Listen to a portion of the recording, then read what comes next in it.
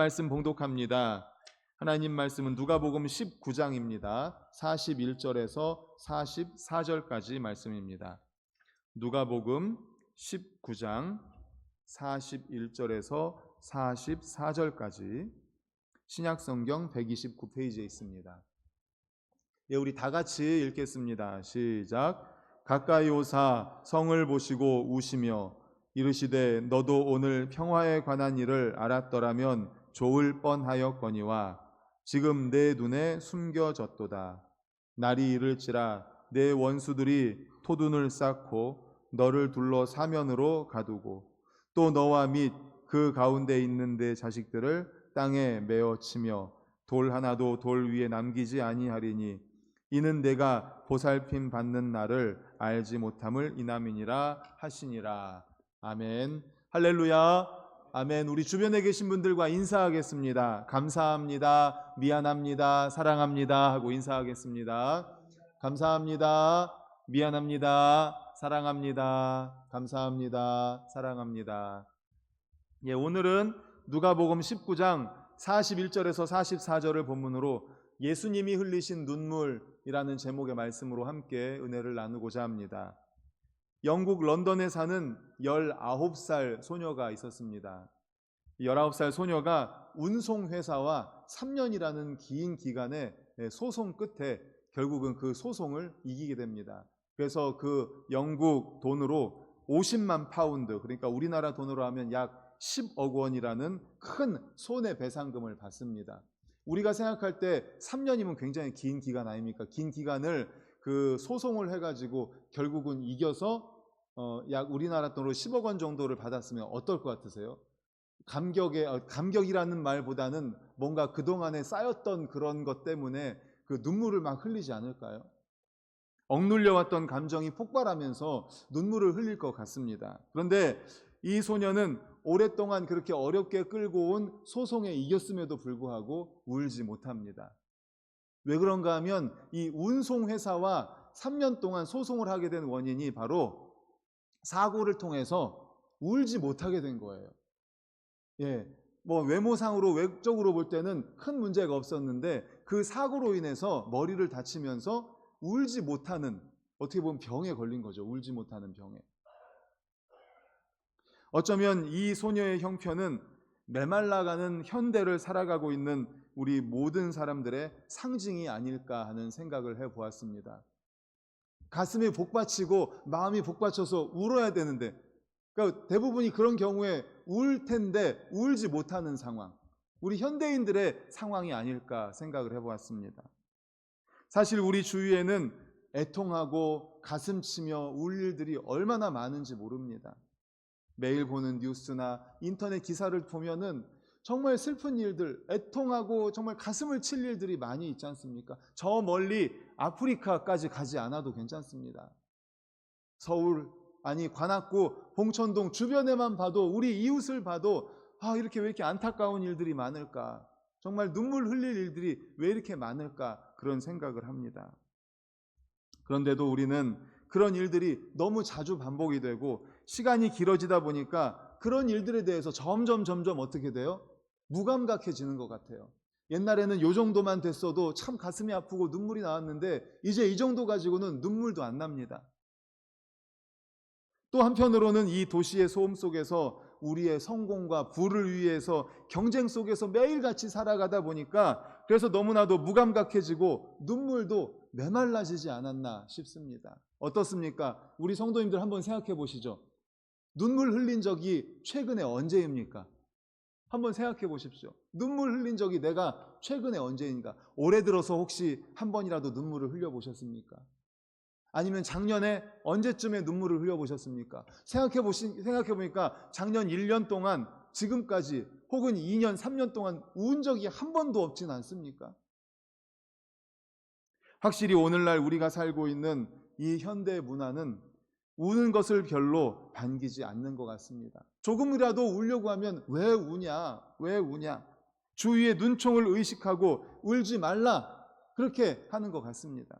그래도 여자분들의 경우는 우는 것에 대해서 조금 더 자유로운 것 같아요. 남자들은 어떻습니까? 어려서부터 남자는 어때요? 울면 안 된다. 산의 대장부가 왜 우냐? 이런 식으로 강압적인 교육을 또 받지 않았습니까? 그래서 눈물 한번 제대로 글썽이기조차도 힘들 것 같습니다.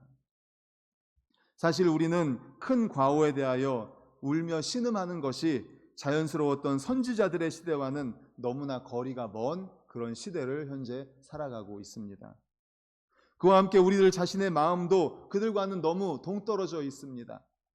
그러나 성경에 보면 믿음의 사람들은요, 다 눈물의 사람들이었습니다. 아브라함도, 야곱도, 요셉도, 모세도, 노아도, 또 다윗, 엘리야, 베드로, 요한, 바울, 그 밖에 모든 성경의 인물, 믿음의 인물들은요, 다 눈물의 사람들이었습니다. 특별히 우리가 따라가고 닮아가고자 하는 예수 그리스도, 정말 예수 그리스도 우리 주님은요, 눈물의 사람이었습니다. 오늘 본문 말씀도 예수님이 예루살렘을 보고 탄식하며 눈물을 흘리는 내용입니다.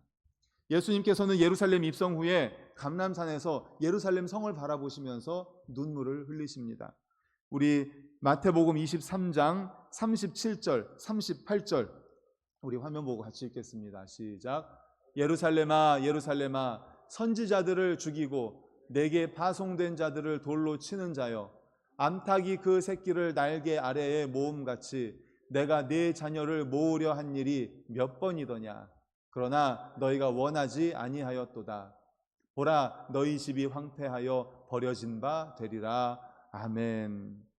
예수님께서는 예루살렘 성을 바라보시면서 예루살렘 성의 파멸을 생각하면서 너무나 가슴이 답답한 나머지 우셨습니다. 파멸을 앞둔 예루살렘 성을 향한 주님의 애통의 눈물이었던 거죠. 저 예루살렘 성을 보니까 곧 파멸할 텐데 안타까운 눈물이죠. 세상에서는 눈물 흘리는 자를 비겁한 자, 약한 자라고 합니다. 아까도 말씀드린 것처럼 남아대장부, 어떻게 남아대장부가 우냐? 이런 말까지 들을 정도로 남자들에게는 더더군다나 눈물을 보이지 말아야 되는 그런 또 분위기 아닙니까? 그런데요, 주님은 눈물을 흘리셨습니다. 41절, 42절을 우리 화면 보고 같이 읽겠습니다. 시작. 가까이 오사 성을 보시고 우시며 이르시되 너도 오늘 평화에 관한 일을 알았더라면 좋을 뻔하였거니와 지금 내 눈에 숨겨졌도다. 아멘.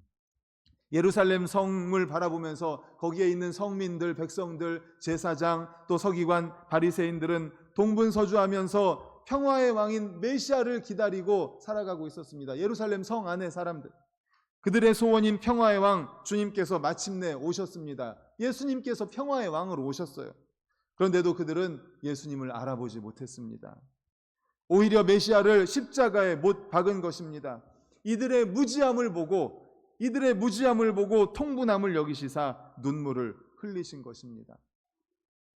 예루살렘은 평화의 성이라고 하는 뜻인데 그 역사를 보면 거기엔 결코 평화라고는 없었습니다. 예루살렘은 여러 번 파괴되었습니다. 함락되었고 재건했지만 또 함락되고 또 파괴되었습니다. 평화의 성이란 이름을 가졌지만 평화가 없었습니다. 그런데 더 슬픈 것은 무엇인지 아십니까? 바로 그 속에 살고 있었던 예루살렘 성, 평화의 성이라고 하는 그 속에 살고 있었던 백성들이 하나님을 잊은 것입니다. 하나님을 잊은 것입니다.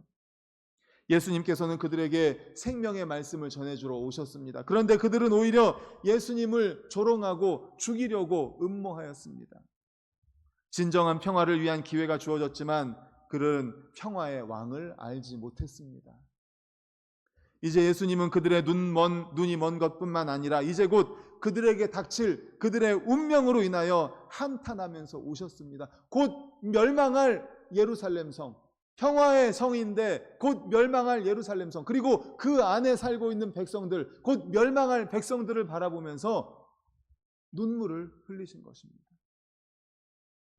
당신을 메시아로 인정하고 섬긴다면 하늘의 영광과 하늘의 은혜와 평화와 안식을 얻고 메시아를 왕으로 모신 나라가 되어서 그 축복과 함께 살아갈 텐데 그렇게 살아가지 못하게 될 것을 보면서 눈물을 흘리신 거죠. 43절, 44절을 우리 화면 보고 같이 읽겠습니다. 시작.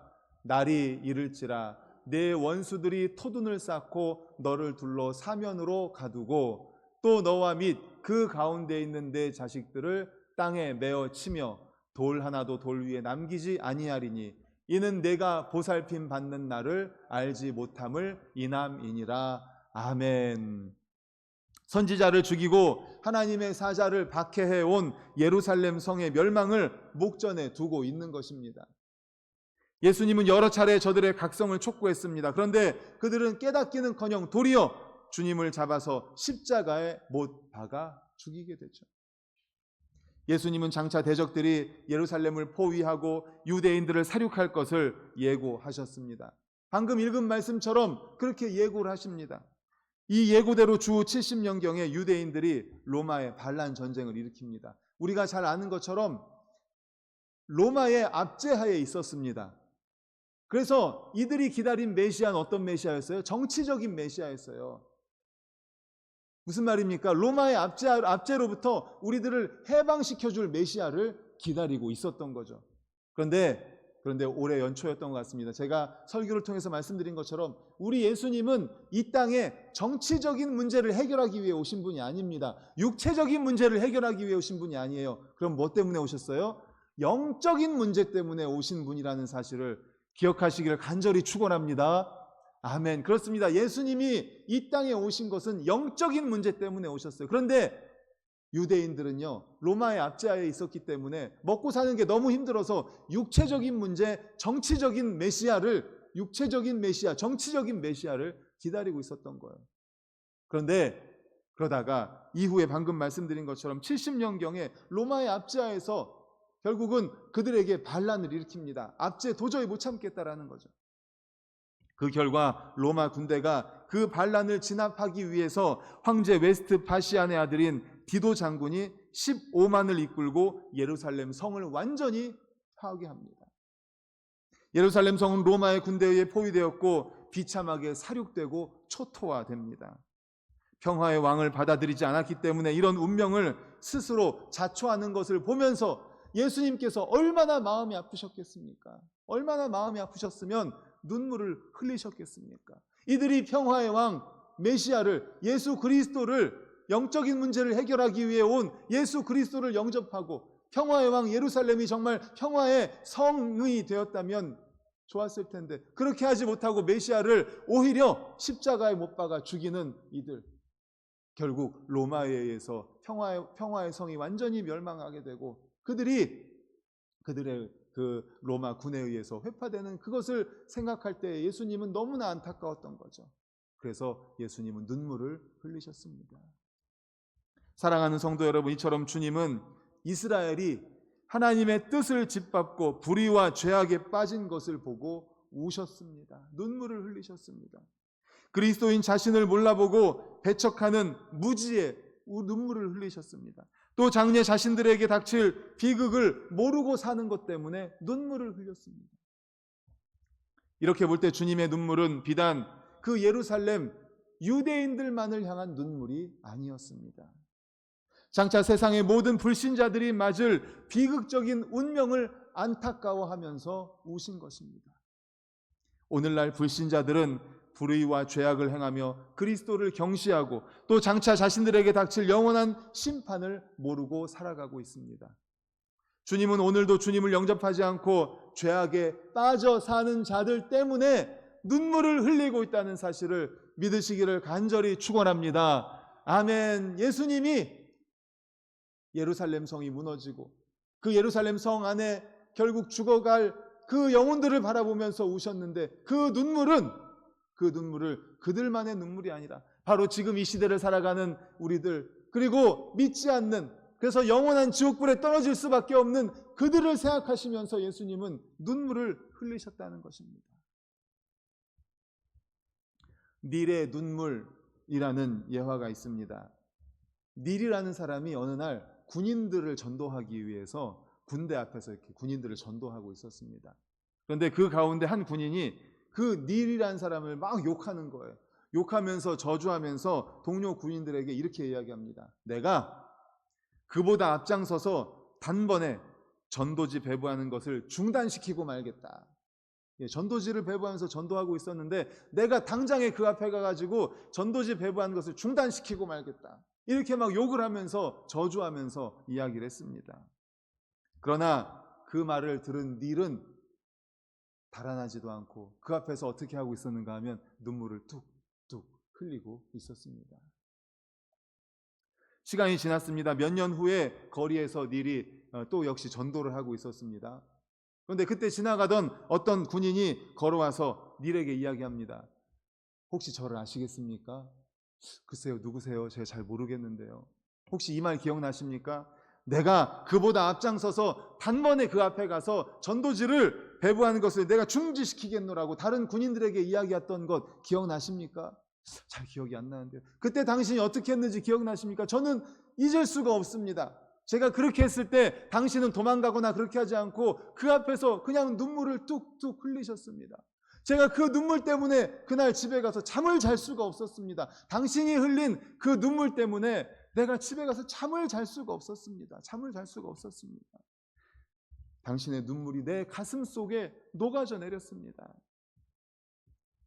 나는 당신이 너무도 지성으로 뜨겁게 대해오심에 오히려 그렇게 행동한 내 자신이 너무나 부끄러웠습니다. 지금은 그때 내가 멸시하던 그 예수를 내가 증거하고 있습니다. 내가 예수님을 영접하고 지금은 내가 예수님을 전도하고 있습니다. 이렇게 군인이 말했습니다. 사랑하는 성도님들, 우리도요 예수님과 같이 그 닐과 같이 죽어가는 영혼을 위해서 눈물을 흘려야 할 줄로 믿습니다. 아멘. 그렇습니다. 우리도 울어야 됩니다. 예수님과 같이 울어야 됩니다. 죽어가는 영혼들을 바라보면서 울어야 합니다. 사랑의 눈물을 가져야 합니다. 그리하여 죄인들의 반대와 비난도 견뎌내고 오히려 그들에게 이렇게 말해주는 사람이 되어야 됩니다. 여러분이 원하면 나를 욕하십시오. 그러나 내 말을 들어주십시오. 나는 여러분에게 간구합니다. 나를 만물의 쓰레기처럼 여러분의 발 밑에 넣는다 해도 나는 여러분을 멸망하도록 방치할 수가 없습니다. 여러분이 멸망하도록 방치할 수가 없습니다. 여러분이 당할 위험을 여러분에게 경고해야 할 능력이 내 안에 있는 한 나는 여러분을 멸망의 자리로 보낼 수가 없기 때문입니다. 여러분을 멸망의 자리로 보낼 수가 없습니다. 그렇습니다. 지금도 예수님은 선지자들의 음성과 사도들의 복음을 잊어버린 마을과 도시를 보고 울고 계십니다. 그 죽어가는 영혼들을 바라보면서 지금도 눈물을 흘리고 계십니다. 예수님의 눈물을 볼 수 있기를 간절히 바랍니다. 그 죽어가는 영혼들을 보시면서 눈물을 흘리는 예수 그리스도, 우리를 보고 우십니다. 그리고 최후의 날에 존경을 받을 자와 멸망을 받을 자, 그 모든 사람을 우리 주님은 아시기 때문에 울고 계십니다. 안타까운 마음으로 울고 계십니다. 그 속에 있는 우리를 보시면서 울면서 말씀하십니다. 너 그러면 안 된다. 그러면 안 된다. 그리고 내 주변을 바라보아라. 내 주변에 죽어가는 영혼들을 바라보아라. 너의 가족, 너의 친지, 이웃, 배우자, 자녀들, 죽어가는 그 영혼들을 바라보면서 눈물을 흘리고 계십니다. 우리는 이 예수님의 눈물을 닮을 수 있기를 간절히 소망합니다. 예수님과 같이 울어야 합니다. 죽어가는 영혼을 바라보면서 울어야 합니다. 얼마나 안타까운 마음으로 주님께서 이렇게 울고 계십니까? 우리는 그리스도 밖에 있는 자들에게 그들이 지금 이 순간에도 임박해 있는 영원한 심판을 향해 그들이 달려가고 있다는 사실을 말해주어야 하지 않겠습니까? 그들이 멸망당할 것으로 인해서 우리는 애통해야 하지 않겠습니까? 그들을 그대로 놔둔다면 그들은 영원한 지옥불에 떨어질 수밖에 없습니다. 영원히 죽을 수밖에 없습니다. 그들을 그대로 두시렵니까? 예수님은 그들을 바라보면서 눈물을 흘리고 있는데 우리는 어떻습니까? 내 형제 중에, 내 친척 중에, 내 지인 중에, 특별히 내 자녀들, 믿지 않는 자녀들 어떻게 하시겠습니까? 얼마만큼 눈물을 흘리고 있습니다. 그리스도인이라면 이와 같이 눈물을 흘려야 합니다. 사도 바울은요, 이 정도까지, 예수님을 닮아서 사도 바울은 이 정도까지 이야기했습니다. 로마서 9장 3절 말씀을 우리 화면 보고 같이 읽겠습니다. 로마서 9장 3절 시작. 나의 형제 곧 고륙의 친척을 위하여 내 자신이 저주를 받아 그리스도에게서 끊어질지라도 원하는 바로라. 아멘. 사도 바울의 이야기입니다. 나의 형제 고륙의 친척을 위해서, 내 형제 자매 그리고 친척을 위해서 내 자신이 저주를 받아서 그리스도에 끊어질지라도 원하는 바로라. 뭐를 원해요? 그 형제 고륙의 친척이 예수 그리스도를 믿기를 원한다는 겁니다. 고륙 친척 형제를 위해서는 그 자신이, 사도 바울 자신이 저주를 받아서 그리스도에게서 끊어질지라도 원하는 바라고, 그치지 않는 고통과 눈물로 그들에게 복음을 전하고 있는 겁니다. 사도 바울이 눈물로 복음을 전하는 거예요. 예수 그리스도처럼. 그들이 죽어가는 것을 그대로 볼 수가 없었던 것이죠. 내 이웃이, 내 동포가, 내 가족이 그대로 패망할 것을 우리가 가만히 앉아서 그대로 볼 수 있겠습니까? 특별히 내 자녀가 죽어가고 있는데 내 자녀가 완전히 패망하는 것을 그대로 보시겠습니까?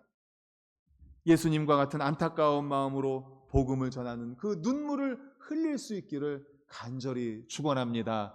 눈물을 흘릴 수 있기를 간절히 소망합니다. 죽어가는 영혼들, 죽어가는 내 가족들, 죽어가는 내 자녀, 죽어가는 내 이웃을 보면서 눈물을 흘릴 수 있기를 간절히 바랍니다. 눈물이 메말라가는 이 시대에 오늘 예수님께서는 그 죽어가는 영혼들을 위해서 눈물을 흘리시잖아요. 그런데요, 예수님께서 그 예루살렘 성과 그 예루살렘 성에서 죽어갈 그 영혼들을 바라보시면서 흘렸던 눈물이 헛되지 않았습니다. 그 흘리신 눈물로 인해서 사도행전 4장을 보면 한 번에 5,000명이 넘는 무리들이 예수님을 영접합니다. 그들의 눈이 뜨여진 거죠. 그들의 눈이 진리로 빛나게 하기 위해서 예수님의 눈은 눈물로 젖었습니다. 우리가 흘리는 눈물도 결단코 헛되지 않을 것입니다. 사랑하는 성도님들, 우리가 흘리는 눈물도 결코 헛되이 흘려지지 않을 것입니다. 우리가 기도하며 흘리는 이 눈물로 인해서 나의 배우자가, 나의 믿지 않는 부모 형제가, 나의 믿지 않는 사랑하는 자녀가, 나의 믿지 않는 지인들이 반드시 진리의 눈으로 바뀌게 될 것을 믿으시기를 간절히 축원합니다. 그래서 시편 126편에는 이렇게 말씀합니다. 126편 5절 6절 같이 읽겠습니다. 시작. 눈물을 흘리며 씨를 뿌리는 자는 기쁨으로 거두리로다. 울며 씨를 뿌리러 나가는 자는 반드시 기쁨으로 그 곡식단을 가지고 돌아오리로다. 아멘. 그렇습니다. 우리에게는 이 눈물이 회복되어야 돼요. 처음에도 말씀드렸지만 언제 눈물을 흘리셨습니다. 한번 하셨는지, 눈물을 흘리셨는지 한번 생각해 보십시오. 오늘 예배를 마치고 혹은 개인적으로 묵상할 시간이 있다면, 혼자만의 시간이 있다면 한번 생각해 보십시오. 내가 언제 울었는지. 드라마 보고 우는 거 말고요. 드라마 보고 우는 거 말고 내가 정말 죽어가는 영혼을 보면서 또는 주변의 이웃의 그런 불쌍한 모습을 보면서 내가 언제 울었는지 한번 생각해 보시면 좋겠습니다. 정말 눈물이 메말라가는 시대입니다. 눈물이 메말라가는 시대예요. 다른 사람들을 긍휼히 여기는 마음, 불쌍히 여기는 마음 점점 없어지고 정말 각박해지는 이 세상입니다. 그런데 주님께서는 이런 시대에 우리가 울기를 원하세요. 우리가 울기를 원하십니다. 우리 이웃 사랑해야 됩니다. 하나님 사랑하고 이웃 사랑해야 되는데요. 이웃 사랑, 궁극적으로는 그들을 어떻게 해야 됩니까? 전도해야 돼요. 그들의 영혼을 구원해야 됩니다. 언젠가도 말씀드렸잖아요. 제가 여름이 되면 항상 획기적 합창 세미나에 참여한다고. 그런데 거기에 하몬이라는 영화가 실제를 갖다가 만든 영화인데, 실제 청주에 여자 교도소가 있습니다. 그런데 그 여자 교도소에 여자 합창단이 있는 거예요. 그것을 가지고 만든 게 하몬이라는 영화인데, 제가 획기적 합창 세미나에 이제 사랑의 교회에 가서 세미나를 듣다 보니까 그 청주 교도소의 여자 합창단이 진짜로 와가지고 찬양을 하더라고요. 그때도 말씀드렸잖아요. 근데 동영상이라든지 이런 거 절대 못 찍게 한다고, 사진도 못 찍게 하고. 그리고 나서 갔어요. 진짜 찬양 잘하더라고요. 멋있게 드레스도 차려입고 합창 정말 잘해요. 그런데 그들이 꽃다발도 받고 축하 박수도 받고 했어요. 하지만 그들이 돌아갈 곳은 어디예요? 감옥으로 가는 거예요. 다시 감옥으로 가는 거예요. 우리가 이웃을 사랑해야 됩니다. 이웃을 섬겨야 됩니다. 이웃을 도와줘야 됩니다. 하지만 그들의 영혼을 구원하지 않고 그들을 그대로 그냥 도와주고 끝난다면 그들이 갈 곳은 어디예요? 영원한 지옥불입니다. 결국 이웃 사랑의 궁극적인 목적은 뭐예요? 그들을 구원으로 인도해야 돼요. 전도해야 돼요. 그들을 위해서 울어야 하는 거예요.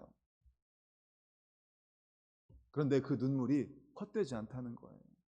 예수님의 눈물도 헛되지 않고요. 우리의 눈물도 헛되지 않습니다. 바울의 눈물도 헛되지 않습니다. 중요한 것은 뭡니까? 우리가 눈물이 없어진다는 게 안타까운 거예요. 우리가 눈물이 없어진다는 게 안타까운 거예요. 사랑하는 성도님들, 오늘 말씀을 통해서 예수님이 우리에게 말씀해 주고 계십니다. 언제 눈물 흘렸니? 이웃을 위해서 죽어가는 이웃, 죽어가는 가족, 죽어가는 자녀, 영원히 지옥불에 떨어질 수밖에 없는 그들을 위해서 언제 눈물을 흘렸니? 오늘 우리에게 물어보고 계십니다. 눈물이 메말랐다면 다시 한번 기도하시면서 기도의 자리로 나오십시오. 기도하시면서 다시 한번 그들을 위해서 눈물을 흘릴 수 있기를 간절히 소망합니다. 예수님이 오늘 말씀을 통해서 눈물을 흘리셨습니다. 예루살렘 성이 파괴되고 또 예루살렘 성 속에 있는 그 영혼들이 죽어갈 것을 생각하면서 눈물을 흘리셨습니다. 사랑하는 우리 모든 성도님들, 이제 우리도 예수님을 따라서 울 수 있기를 바랍니다. 죽어가는 나의 배우자, 죽어가는 예수님을 믿지 못해서 죽어가는 부모, 형제, 자매, 친지, 특별히 자녀들, 사랑하는 자녀들 이대로 두시겠습니까? 자녀들을 위해서, 그들의 영혼을 위해서 눈물 흘리는, 그래서 그들을 구원으로 인도하는 우리 모든 성도님들 되시기를 간절히 축원합니다. 아멘. 이 시간에 우리 받은 말씀을 가지고 주여 한번